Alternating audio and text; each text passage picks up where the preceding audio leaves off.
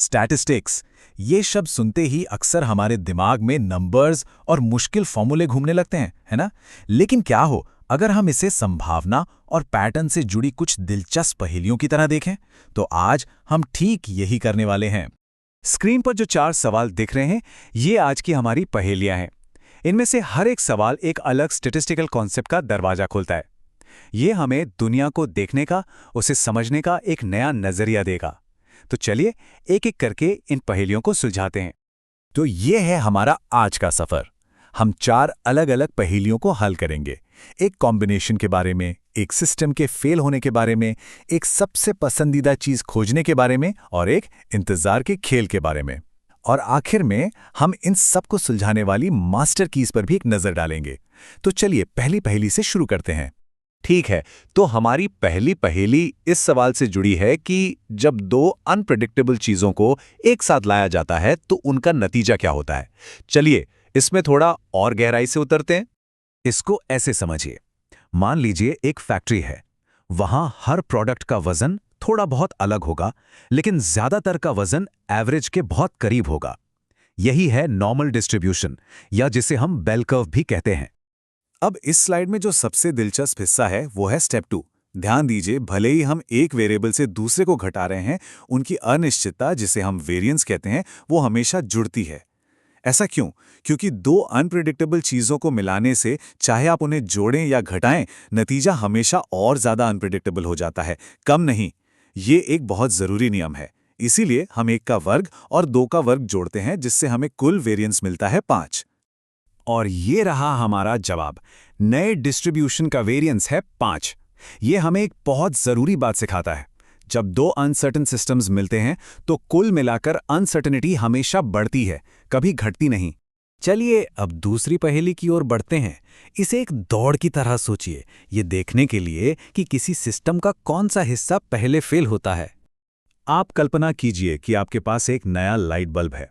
हम ये तो नहीं बता सकते कि वो ठीक किस पल फ्यूज होगा, लेकिन हम उसकी एवरेज लाइफ के आधार पर उसके फेल होने की दर का अनुमान लगा सकते हैं।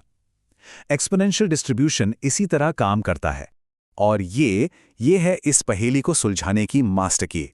सीधे शब्दों में कहें तो अगर 2 चीजें हैं जो कभी भी फेल हो सकती हैं, तो ये पता लगाना कि दोनों में से कोई एक कब फेल होगी, ये भी उसी तरह के प्रोबेबिलिटी पैटर्न को फॉलो करता है।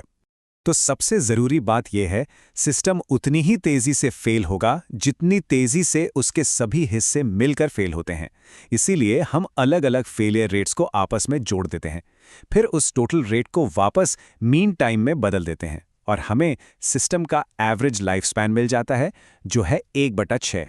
चलिए अब एक थोड़ी आसान लेकिन मजेदार पहेली देखते हैं।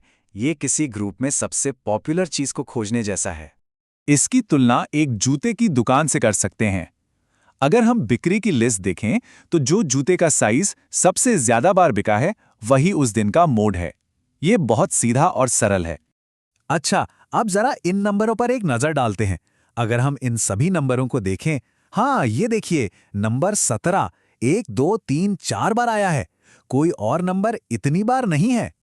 और बस इस पहेली का सीधा साधा हल है 17। कभी-कभी सबसे काम की जानकारी सबसे आसानी से मिल जाती है। और अब हमारी आखिरी पहेली, जो एक बहुत ही आम अनुभव से जुड़ी है, ट्रैफिक लाइट पर इंतजार करना। देखते हैं कि इसमें प्रोबेबिलिटी कैसे काम करती है। ये स्लाइड प्रॉब्लम को बिल्कुल साफ साफ दिखाती है। हमारे पास कुल 5 मिनट का साइकिल है। इसमें से 2 मिनट हरी बत्ती के हैं और 3 मिनट लाल बत्ती के, जब हमें रुकना पड़ता है। इस पहेली की कुंजी ये है कि कोई भी गाड़ी उस 5 मिनट के साइकिल में किसी भी समय पहुंच सकती है और हर पल पहुंचने की संभावना बराबर है। इसे एक घूमते हुए पहिए की तरह सोचिए। सुई किसी भी जगह पर बराबर संभावना के साथ रुक सकती है। यही है यूनिफॉर्म डिस्ट्रीब्यूशन। चलिए इसे 2 हिस्सों में तोड़ते हैं। पहला, इंतजार करने की प्रोबेबिलिटी क्या है। ये 5 में से 3 मिनट है, यानी 60%। दूसरा, अगर इंतजार करना ही पड़ा तो एवरेज इंतजार कितना होगा। लाल बत्ती 3 मिनट की है तो औसत इंतजार होगा उसका आधा, यानी 1.5 मिनट्स। इन दोनों को गुणा करने पर हमें कुल एवरेज इंतजार मिलता है 0.9 मिनट। तो हमने अपनी चारों पहेलियां सुलझा ली हैं। अब इन कॉन्सेप्ट्स को सिद्धांतों के रूप में नहीं, बल्कि उन शक्तिशाली उपकरणों या कुंजियों के रूप में देखते हैं जिनका हमने अभी-अभी इस्तेमाल किया। और ये स्लाइड सब कुछ बहुत शानदार तरीके से समराइज करती है। हर पहेली ने हमें एक नई की दी। नॉर्मल डिस्ट्रीब्यूशन हमें कॉम्बिनेशन को समझने में मदद करता है, एक्सपोनेंशियल डिस्ट्रीब्यूशन सिस्टम के लाइफ स्पैन को, मोड सबसे आम चीज को खोजने में, और यूनिफॉर्म डिस्ट्रीब्यूशन बराबर संभावनाओं से निपटने में। तो हमने देखा कि स्टैटिस्टिक्स सिर्फ नंबरों का खेल नहीं है, बल्कि दुनिया में छिपे हुए पैटर्न्स को समझने का एक तरीका है। अब इन पैटर्न्स को अनलॉक करने के लिए 4 नई कीज हमारे पास हैं। तो अगली बार जब हम किसी चीज का इंतजार करें या देखें कि चीजें कैसे काम करती हैं, तो जरा सोचें, क्या यहां कोई छिपा हुआ कोड है जिसे हम क्रैक कर सकते हैं?